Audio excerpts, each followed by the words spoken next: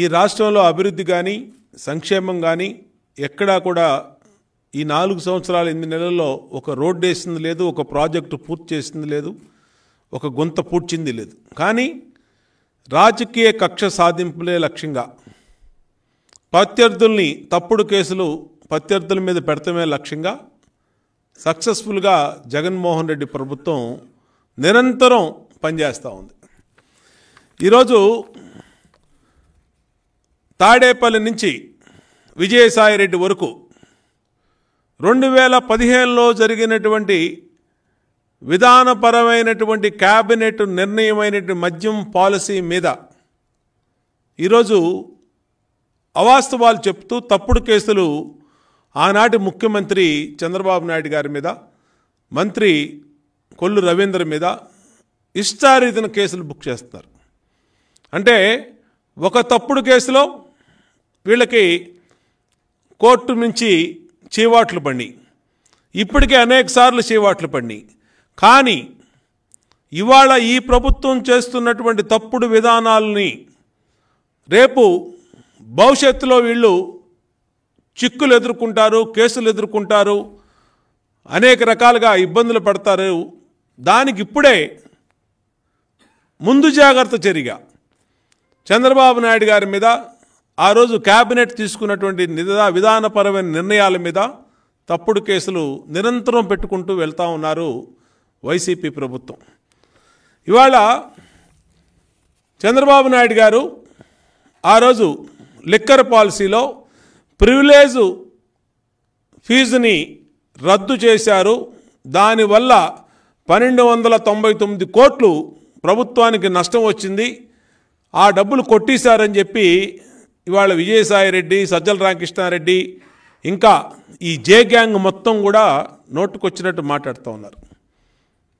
మేము ఈరోజు 2015 ఆ రోజు జరిగిందేంటి, 2015-16 మధ్యలో ఆ రోజు 2015 5వ నెల 22వ తారీఖు నాడు, 1వ తారీఖు 6వ నెల 2015, 8వ తారీఖు 6వ నెల 2015 మరియు 17/6/2015 నాడు వరుస మీటింగులు జరిగినాయి.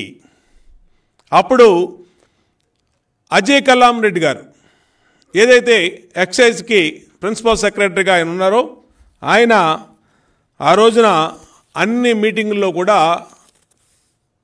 ఈ పాలసీల మీద క్షుణ్ణంగా చర్చించి పక్క రాష్ట్రంలో తెలంగాణలో 10,000 జనాభాకి ఒక లిక్కర్ షాప్ పెడతా ఉన్నారు. దానిలో మనకన్నా 40% 30% క్వార్టర్ బాటిల్కి 30 రూపాయలు 40 రూపాయలు తగ్గించి అమ్ముతూ ఉన్నారు.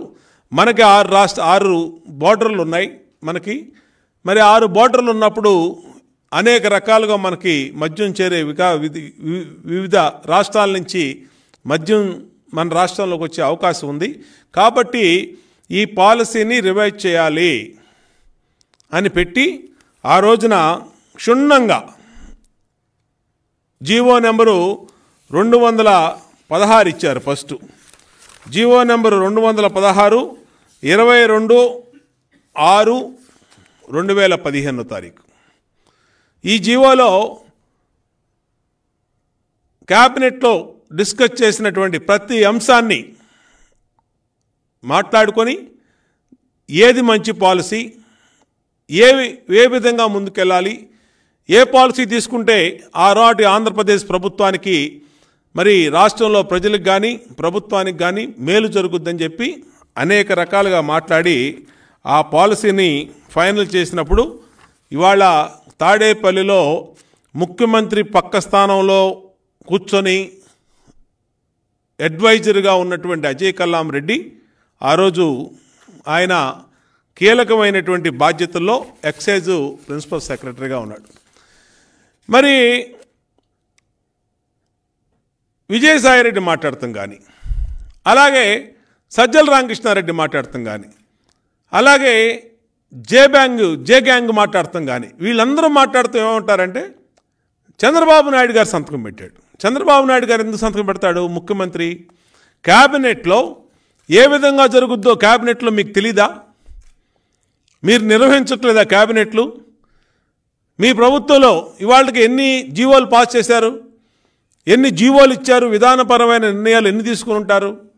క్యాబినెట్లో ఒక అంశం మీద పూర్తి స్థాయిలో చర్చ జరిగినప్పుడు క్యాబినెట్ హెడ్గా ఉన్నటువంటి చంద్రబాబు నాయుడు సీఎం గారు ఆ రోజు ఒక నిర్ణయాన్ని ఆమోదిస్తే దాన్ని ఇంప్లిమెంట్ చేయాల్సింది, ఆమోదించాల్సింది, కింద అన్ని దాన్ని ఇంప్లిమెంట్ చేసే బాధ్యత ప్రిన్సిపల్ సెక్రటరీగా ఉన్నటువంటి వ్యక్తుల మీద ఉంటుంది, ఆ డిపార్ట్మెంట్ ప్రిన్సిపల్ సెక్రటరీగా.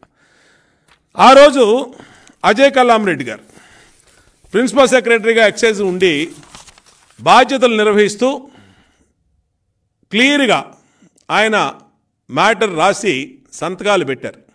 ఇక్కడ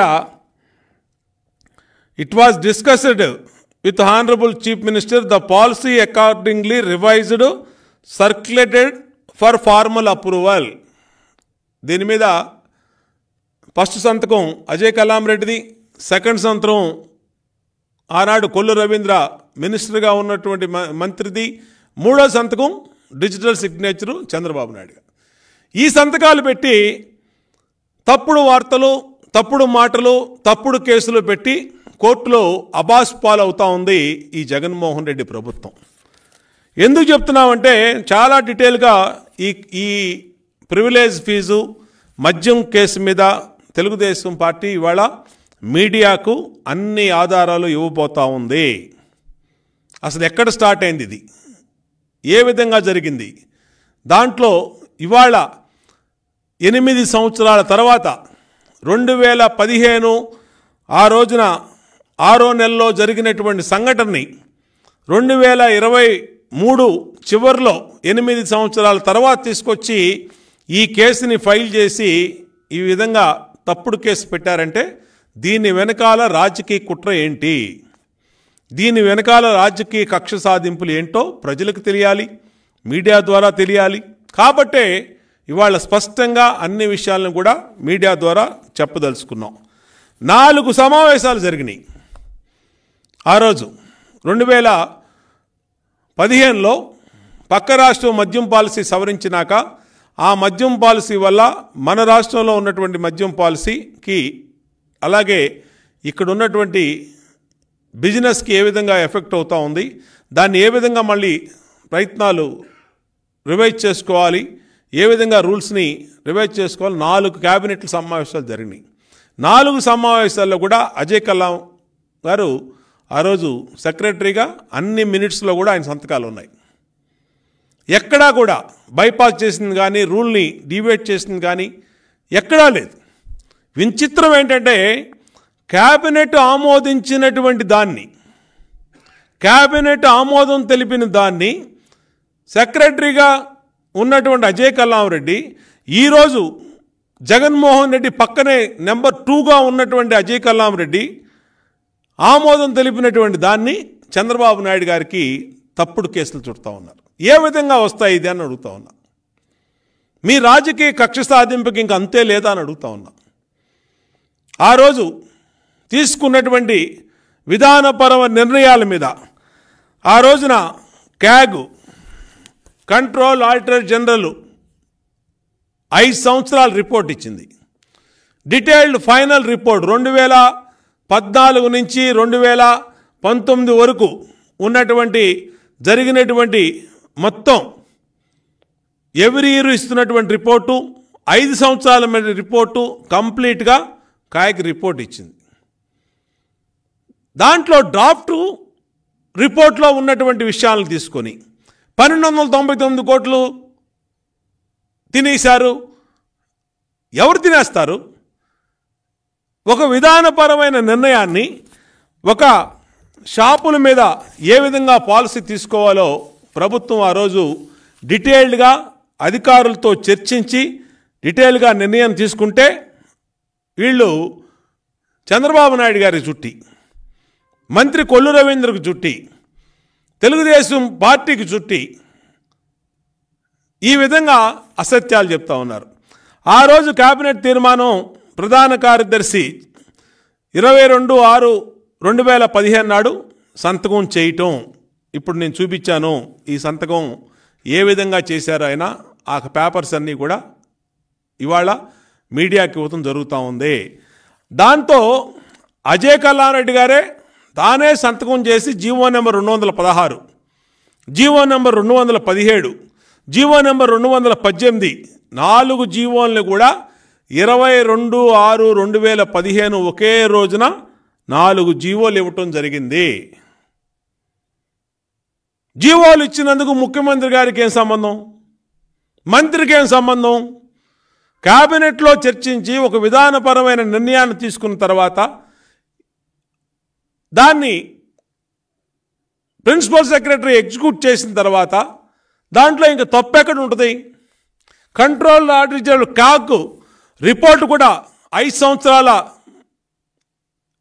పూర్తి ఫైనాన్షియల్ వ్యవహారాల మీద ఫైనల్ రిపోర్ట్ కూడా ఇచ్చిన తర్వాత ఏ విధంగా దీంట్లో అవకతవకలు ఉంటాయో జగన్మోహన్ రెడ్డికే తెలియాలి.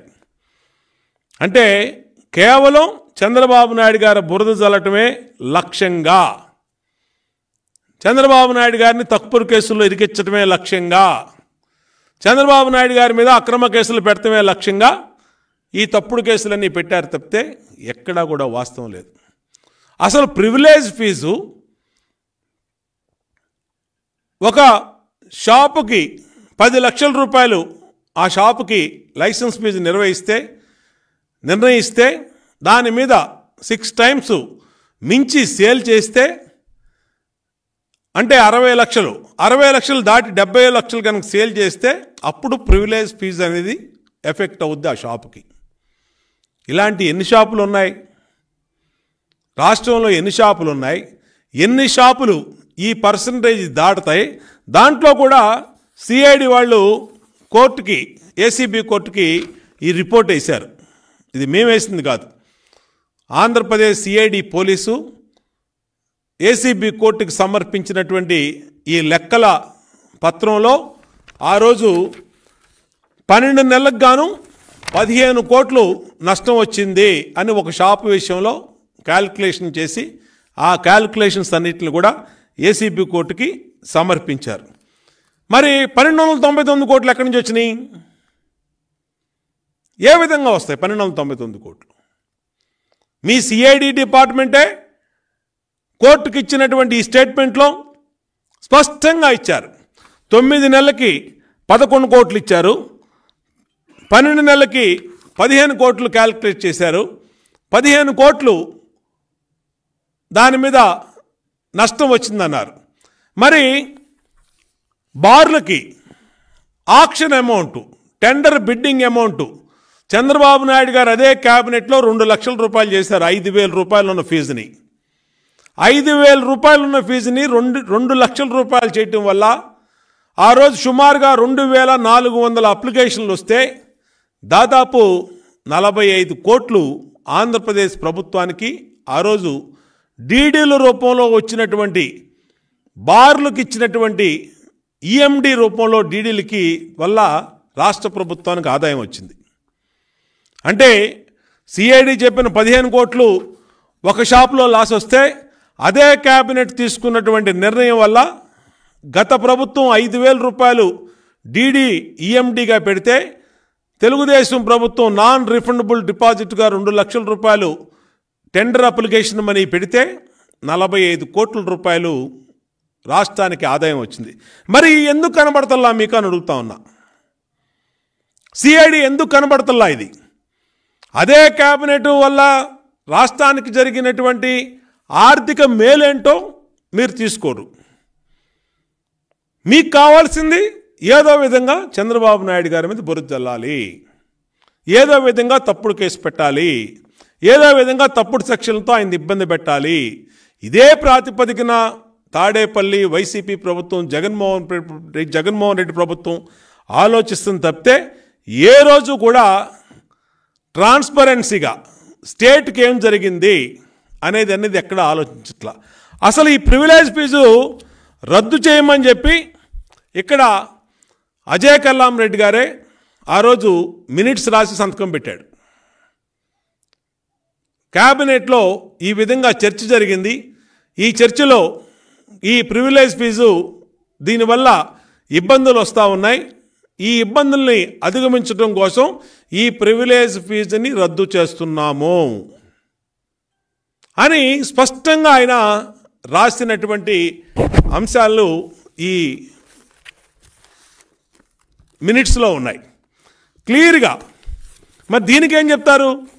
చంద్రబాబు నాయుడు సంతకం దీంట్లో ఎక్కడా లేదు, ఈ బుక్లో, ఈ మినిట్స్లో ఎక్కడా లేదు. క్లియర్గా ఆయన the licensee shall be required to pay privilege fee 8% plus applicable value added tax VAT thereon on the sale price IMFL and foreign liquor purchased from ABBCL when the cumulative value of his purchases during the license year exceeds 6 months of the annual license fees is deleted. ఇది స్పష్టంగా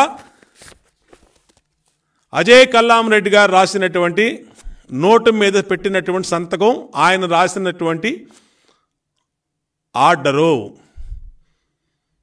మరి order ఈయన రాస్తే చంద్రబాబు నాయుడు గారు privilege fee రద్దు చేశాడు.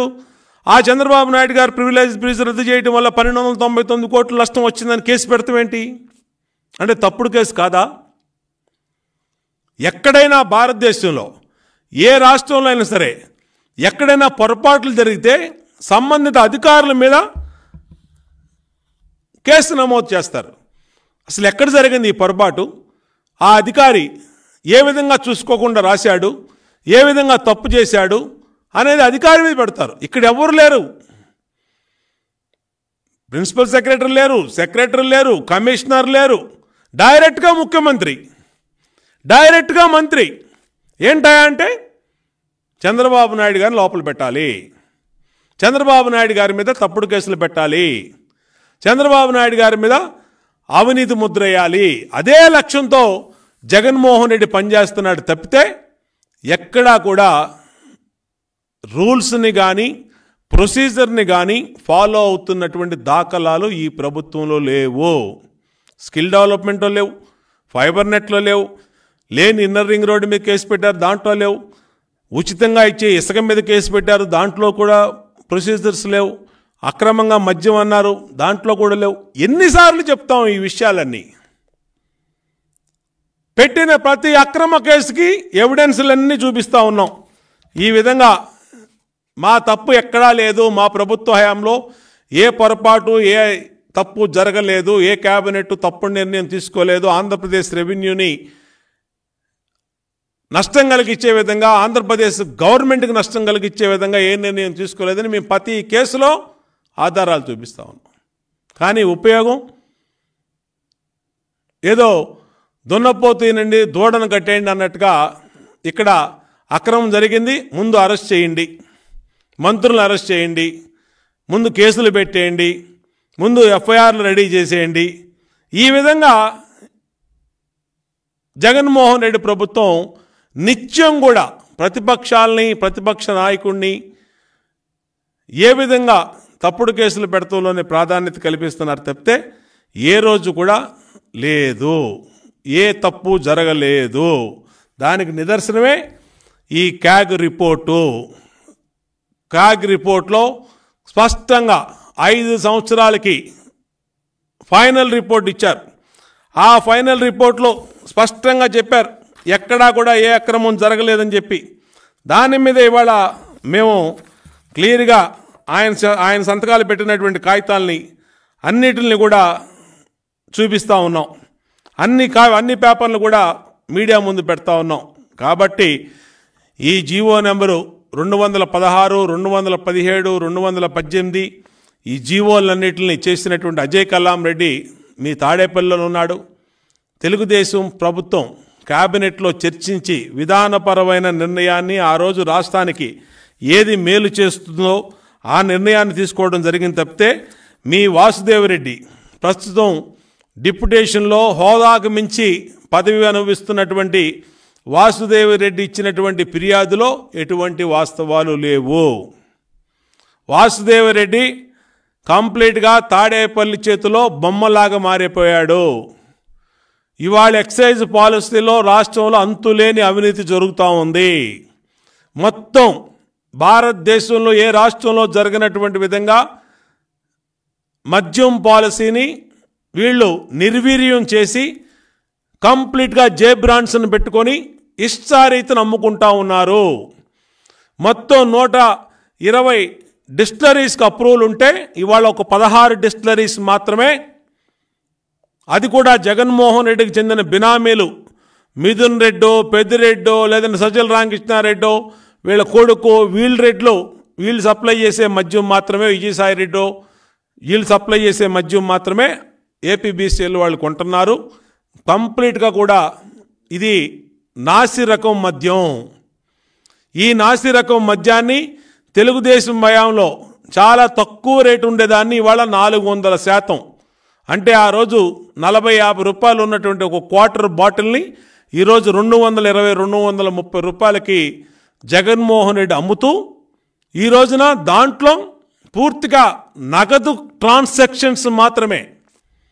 ఒక కూరగాయల కొట్టుకెళ్ళినా పేటీఎం తీసుకుంటారు, గూగుల్ పే తీసుకుంటారు, ఫోన్పే తీసుకుంటారు. 10 రూపాయలకి 50 రూపాయలు కూడా ఫోన్పే ఉంది. కానీ ఆంధ్రప్రదేశ్లో లిక్కర్ షాపుల్లో కోట్ల రూపాయల మద్యాన్ని కేవలం నగదు మాత్రమే ఎందుకు అమ్ముతూ ఉన్నారు? ఈ నగదు ఎందుకు అమ్ముతున్నారంటే ఈ నగదంతా కూడా బ్లాక్ మనీగా సాయంత్రానికి తాడేపల్లికి వెళ్ళిపోతుంది, వైసీపీ ఖాతాల్లోకి వెళ్ళిపోతుంది. దానికోసమే ఈరోజు ఈ నగదు ట్రాన్సాక్షన్స్ జరుగుతూ ఉన్నాయి. ఇవాళ ఈ రాష్ట్రంలో జరుగుతున్నటువంటి జగన్మోహన్ రెడ్డి ఇంప్లిమెంట్ చేస్తున్న మద్యం పాలసీలో పూర్తిగా 90% అవినీతితో నిండిపోయి ఉంది. మేము మొన్నే చెప్తా ఉన్నారు బుగ్గన రాజేంద్రనాథ్ రెడ్డి 1,00,000 కోట్ల మద్యం అమ్మామని చెప్పి, దాదాపుగా 1,00,000 కోట్లు దోచేసినటువంటి ప్రభుత్వం జగన్మోహన్ రెడ్డి ప్రభుత్వం. గత ప్రభుత్వంలో ఏ తప్పు జరగలేదు. మేము కూడా కోర్టుకి ఈ అన్ని పేపర్లని సబ్మిట్ చేశాము. అన్ని పేపర్లని కూడా తెలుగుదేశం హయాంలో ఎంత ట్రాన్స్పరెన్సీగా పాలసీ మేకింగ్స్ జరిగినాయి, ఆ పాలసీలు జరిగినాయి, విధానపరమైన నిర్ణయాలు ఏ విధంగా జరిగినాయి అన్నిటిని కూడా స్పష్టంగా చెప్పాము. ఎక్కడా తెలుగుదేశం హయాంలో ఏ తప్పు జరగలేదు. ఇవాళ అవినీతిలో మునిగిపోయి లిక్కర్ పాలసీలో మద్యం పాలసీలో ఉంది జగన్మోహన్ రెడ్డి ప్రభుత్వం. దీని మూడు కూడా రేపు రాబోయే 3 నెలల్లో ప్రభుత్వం మారంగానే ఖచ్చితంగా ఈ వాస్తవాలన్నీ వెలుగులోకి వస్తాయి, న్యాయ పరిశీలనకి వెళ్తాయి. న్యాయస్థానాల్లో వీళ్ళకి తప్పు చేసిన వాళ్ళకి వాసుదేవరెడ్డికి ఎవరైతే ఆదేశించారో వాళ్ళకి సహకరించిన వాసుదేవరెడ్డికి అందరికీ కూడా శిక్ష తప్పదని కూడా హెచ్చరిస్తూ ఉన్నాం.